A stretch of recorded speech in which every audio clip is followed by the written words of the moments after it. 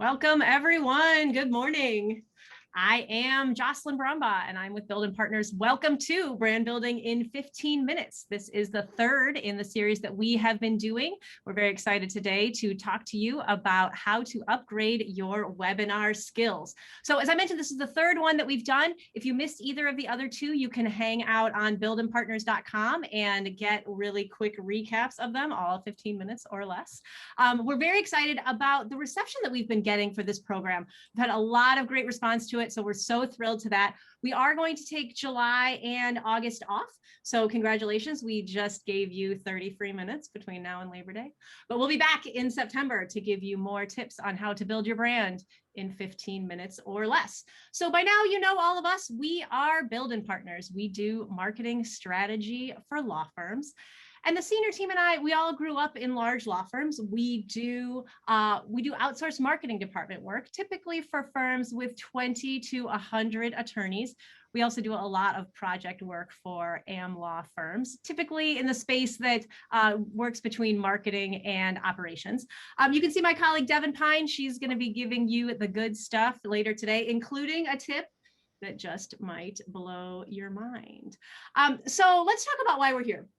Studies have shown that the three activities that we are engaging in the most since the pandemic are cooking, drinking, and being on webinars. So that's not exactly what this slide shows, but I can tell you that we've all gotten really good at cooking and drinking, and webinars have not gotten that much better. So, and there's a couple of reasons for that. You know, a lot of times there's not a ton of planning, and without planning, the technology is bad, the sound is bad, there's a messy background, there's bad lighting. And I think what is driving that is that it doesn't take a long time to plan webinars. When you had a program that you had to send out an invitation for at least 6 weeks in advance and book a venue, there was a lot of thought that went into that. But now with a webinar, you can have one tomorrow, you can have one next week. And that is giving people this false sense of security that you don't need to plan. And that is not true. This guy, for example, did not plan and learned about the technology on the fly, and we all know what happened to him. So Devon, talk to us. How do we properly prepare for a meeting? Yeah, thank you, Jocelyn. So let's look at the road that we can take to better prepare for these virtual events and ensure that we're getting the most out of our time and out of our resources. So this top half of the road here, these are the attorney roles. And then the lower half of the road, this is owned by your marketers, your BD team, and or admin. So the first step we need to take here in theory is really easy. The attorneys need to commit to using the technology tools. We are well over a year into this virtual environment, so it's time to embrace technology. It's only going to make you look better to your clients.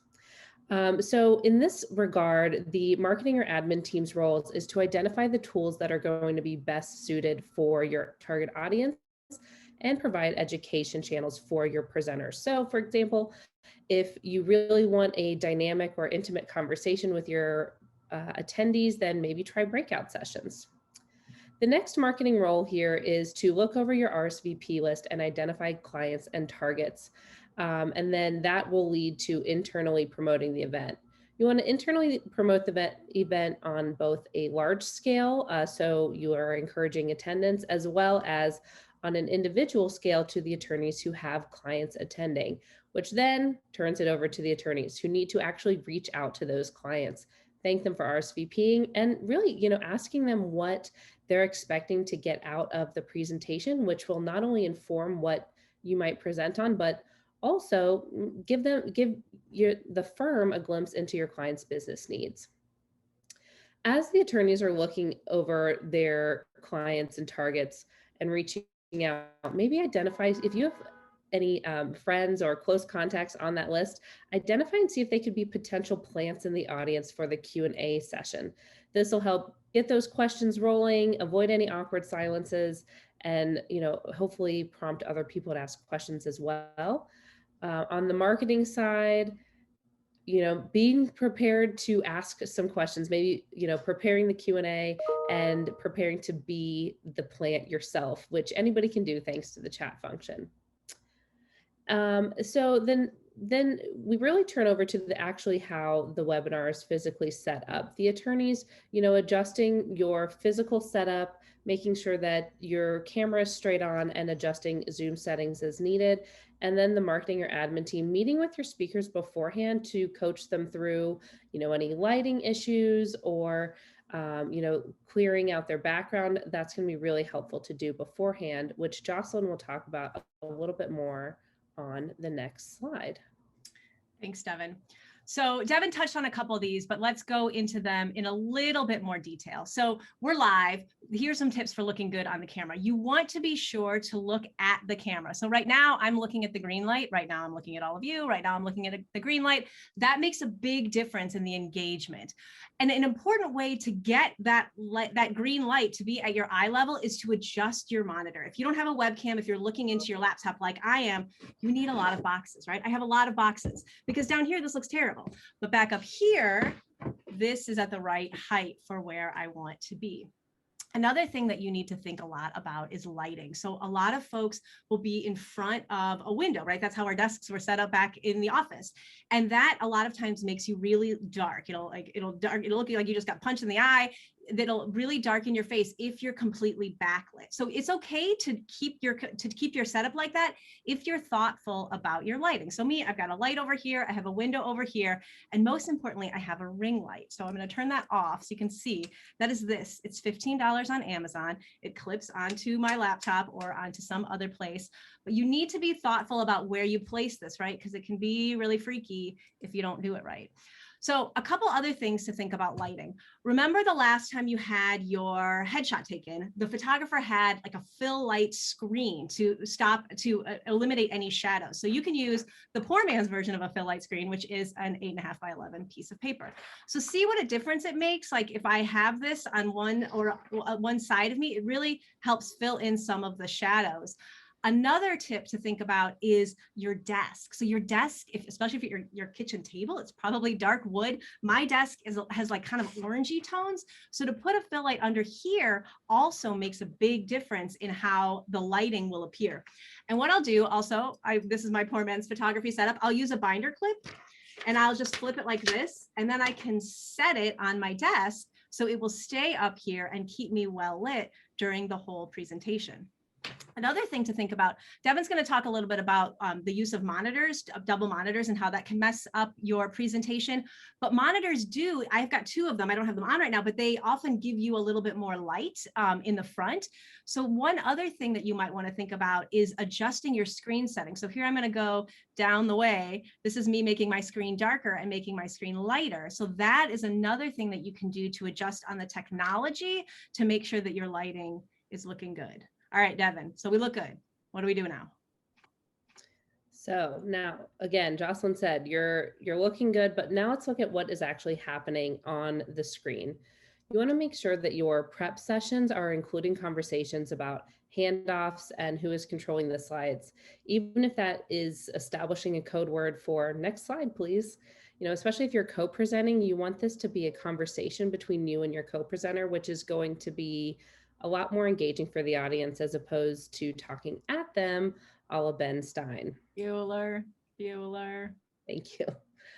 So like Jocelyn mentioned about the second monitor, they can be great for lighting, but they're also, they can have some pitfalls as well and be dangerous in presentations. So we do recommend, unplugging the second screen, or you can use the swap screen swap in PowerPoint to avoid any presentation follies, like letting the audience see your presentation notes or giving them a sneak peek at your slides.